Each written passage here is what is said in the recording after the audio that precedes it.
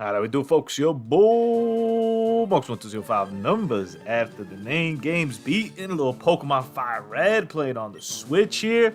Apologies last week, by the way, on the Ninja Gaiden video. I gotta redo it. So I went through it. I just recorded a bunch of Switch games, and then I realized that for some reason my capture card's like weird, and they all look kind of funky or wouldn't even play or something like that.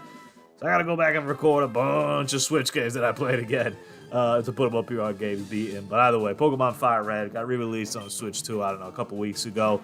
Beating this game is always kind of weird. I count it as being the Elite Four. That's when credits roll, so I count that as beating. Obviously, what we're seeing now is post-stat, the added stuff that they added into it.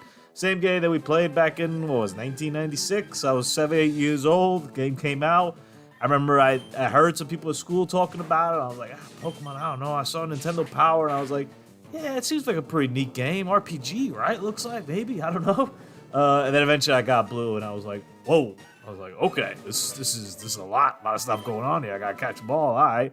I had FireRed as well back in the day. Repurchased FireRed. The captain got Greeno here, so we did a couple trades and whatnot. First time I ever played with all the stars at the beginning, you know. Perks of having a buddy now these days, and make it a little bit easier to trade, even though Nintendo didn't add on any online capability. So, you know, gotta meet up in person the old school way. God forbid we actually advance to the 21st century.